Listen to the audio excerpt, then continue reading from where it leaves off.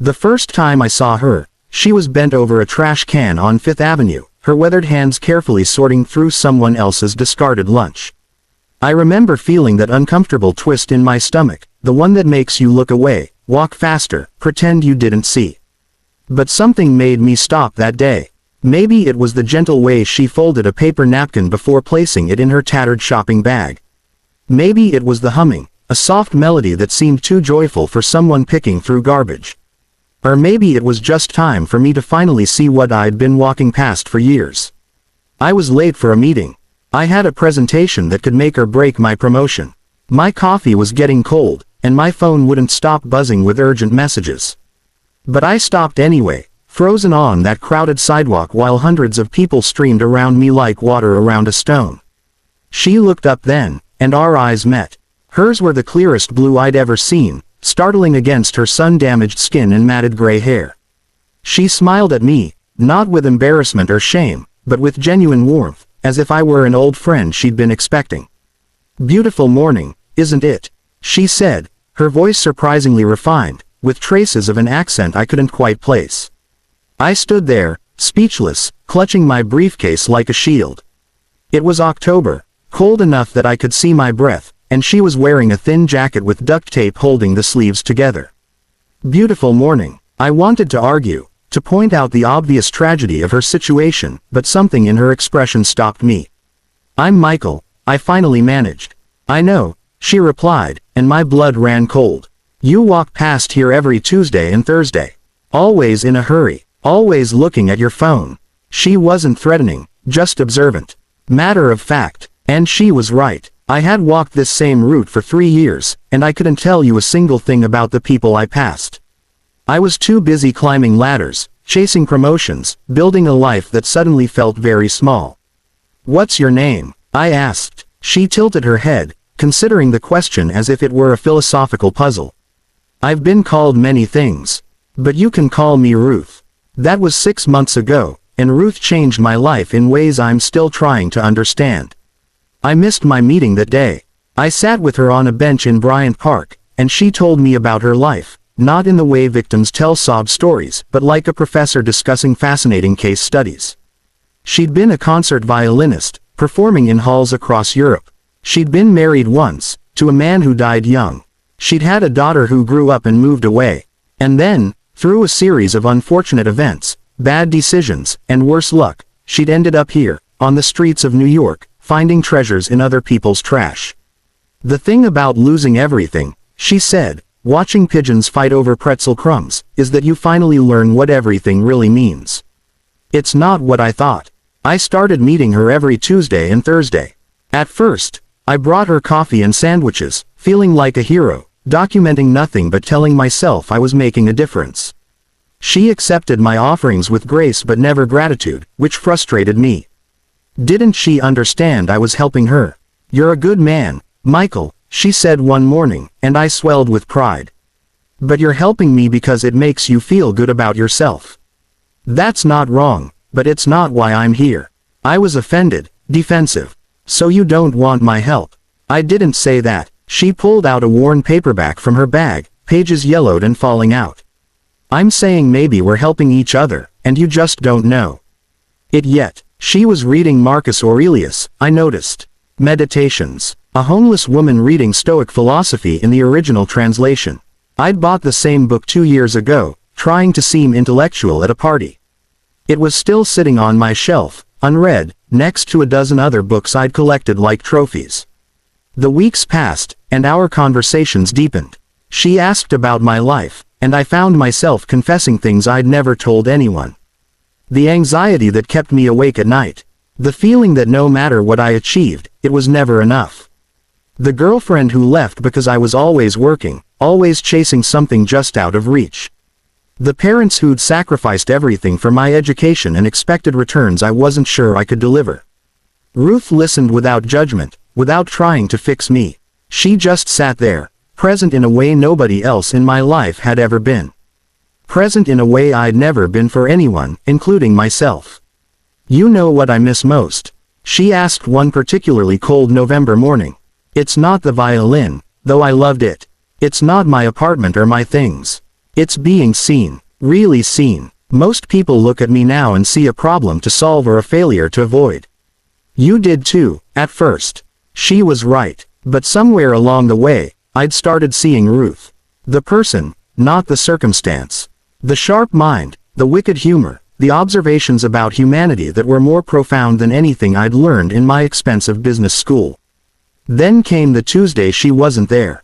I waited at our usual spot, checking my watch, feeling a rising panic I didn't want to examine. I asked the hot dog vendor if he'd seen her. I checked the park, the library, the streets she usually walked.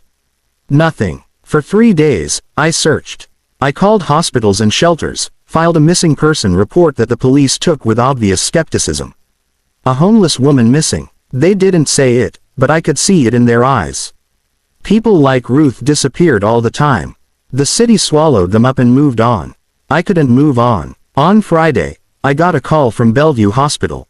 They had a Jane Doe who'd been brought in unconscious, found collapsed outside a church in the Bronx. When I arrived, I barely recognized her. Pneumonia, they said. Another few hours and she wouldn't have made it. I sat by her bed in the ICU, this woman I'd known for months but somehow felt I'd known forever, and I realized something that split my world in two. I'd been walking through my life asleep. Working, eating, sleeping, climbing, achieving, all while being utterly, profoundly asleep. And Ruth, who owned nothing, who society had discarded, who slept on cardboard and ate from trash cans, she was awake. She was truly alive in a way I'd never been. She opened her eyes 3 days later. "Hello, friend," she whispered, and I burst into tears, not the quiet, dignified crying of adults, but the heaving sobs of a child. I cried for her, for myself, for every person I'd walked past without seeing, for every moment I'd missed while staring at my phone. "I'm so sorry," I choked out. "I should have done more. I should have found you a place to stay, gotten you help, I should have." "Shish," she interrupted, her hand weak but warm on mine. "You did exactly what you needed to do. You saw me. That's not nothing, Michael. That's everything." The hospital social worker found Ruth's daughter.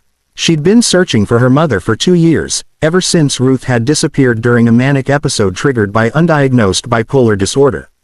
There were tears, recriminations, forgiveness, and finally, reunion. Ruth was discharged to her daughter's home in Connecticut, where she'd receive the medical care and psychiatric support she needed.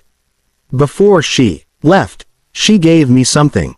A small notebook, filled with her neat handwriting. I wrote down our conversations, she said. Everything you told me, everything you're afraid of, everything you're hoping for. I want you to have it. When you forget again, and you will, because we all do, I want you to remember. That was 4 months ago. Ruth is doing well now, I'm told.